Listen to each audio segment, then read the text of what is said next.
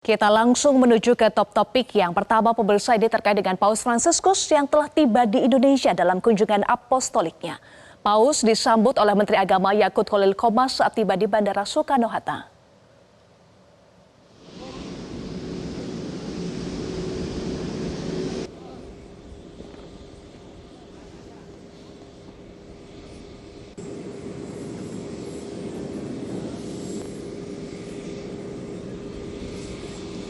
Karpet merah digelar untuk menyambut kedatangan Paus Fransiskus. Paus dan rombongan mendarat menggunakan pesawat komersil Aita Airways. Setelah itu Paus Fransiskus langsung menaiki mobil dengan plat nomor SCV1 menuju ke Kedutaan Vatikan di Jakarta.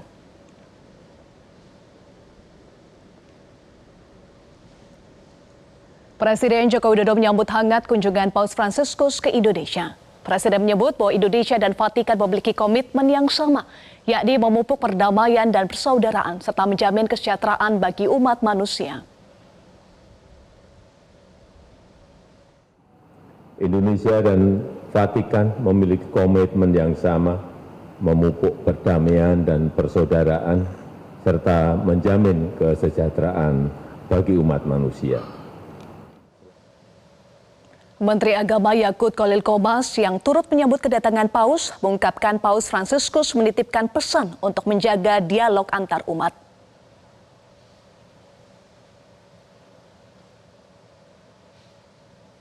Beliau menyampaikan pesan bahwa pentingnya bagaimana kita menjaga dialog antar iman. Karena dialog antar iman itu menjadi kunci bagi toleransi dan perdamaian dunia. Saya kira ini juga hal yang akan nanti dibicarakan bersama dengan Presiden Jokowi besok hari. Selama kunjungannya ke Jakarta pada 3 hingga 6 September 2024, Paus Fransiskus tidak akan menginap di hotel. Beliau memilih tinggal di Kedubes Vatikan di Indonesia. Paus juga enggan menggunakan mobil mewah selama kunjungannya di Indonesia.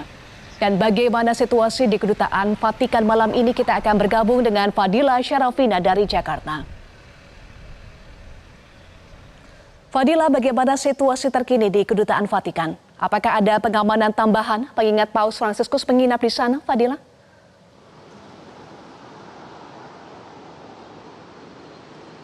Ya, Eva, benar sekali tadi Paus Fransiskus ini tiba di Kedutaan Besar Vatikan pada pukul 11.25 siang. Setelah tadi dilakukan penyambutan resmi di Bandara Soekarno-Hatta, ini Paus Fransiskus langsung menuju ke sini untuk beristirahat. Kalau ditanya tentang bagaimana situasi di Kedutaan Besar dari Vatikan, ini sampai saat ini masih terlihat normal. Arus lalu lintasnya juga masih normal karena memang ini tidak ada pengalihan arus lalu lintas maupun juga penutupan jalan ketika Paus Fransiskus ini sedang berkunjung ke Indonesia. Hal ini juga sebenarnya sudah disampaikan oleh Dirlantas Polda Metro Jaya yang menyampaikan bahwa nantinya pengalihan arus lalu lintas maupun juga penutupan jalan ini sifatnya situasional, melihat bagaimana mobilitas dari Paus Fransiskus dan juga rombongannya. Nah, kalau ditanya terkait dengan pengamanan, Eva, tentunya ada pengamanan tambahan apabila di ring 1 atau di dalam Kedutaan Besar Vatikan ini diawasi oleh Pas Pampres. Kalau di ring 2 dan juga ring 3 yang dibagi menjadi 4 titik, yaitu di luar Kedutaan Besar Vatikan, kemudian di area Tugu Tani, area Monas, dan juga area Gereja Katedral, ini diturunkan sebanyak 500 personil gabungan dari TNI Polri yang berjaga sejak tadi pagi dan akan berjaga selama 24 jam. Hingga nantinya Paus Fransiskus mengakhiri agenda kedatangannya di Indonesia. Nantinya Paus Fransiskus ini akan menginap atau beristirahat di Kedutaan Besar Vatikan selama 4 hari 3 malam selama dirinya mengadakan kunjungan di Indonesia hingga hari Jumat besok. Eva. Fadila, lalu apa saja yang bisa di-highlight dari kegiatan Paus Fransiskus hari ini?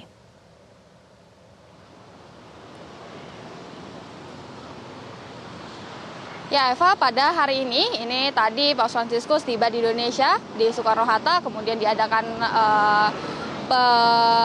jamuan secara resmi di Bandara Soekarno-Hatta. Kemudian beliau ini langsung berangkat ke Kedutaan Besar Vatikan, dan di sini sebenarnya diagendakan Paus Fransiskus ini untuk beristirahat, mengingat memang Paus ini sudah berjalan atau melakukan perjalanannya cukup jauh dari Roma menuju ke Indonesia.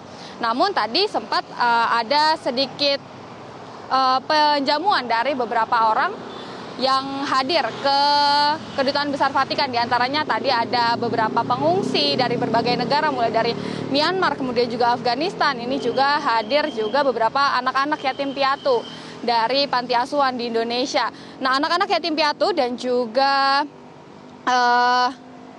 pengungsi ini tadi diberi kesempatan untuk berinteraksi langsung dengan Paus Fransiskus, meskipun memang tidak dalam waktu yang lama, hanya dalam waktu 5 menit, namun mereka mengaku senang. Bahkan dari pengungsi ini menyampaikan bahwa mereka sempat memberikan keluh kesahnya kepada Paus Fransiskus terkait dengan duka mereka harus meninggalkan negaranya menjadi pengungsi, kemudian juga dengan berbagai alasan, mulai dari kesejahteraan maupun juga keamanan dari negara mereka. Nah, kalau kita lihat besok ini ada beberapa agenda yang akan dihadiri oleh Paus Fransiskus di Indonesia. Di antaranya yang pertama, beliau atau Paus ini akan bertemu dengan Presiden Joko Widodo. Kemudian yang kedua, di Aula Istana Negara ini Paus Fransiskus akan bertemu dengan perwakilan pemerintah, kemudian dari masyarakat sipil dan juga dari korps diplomatik.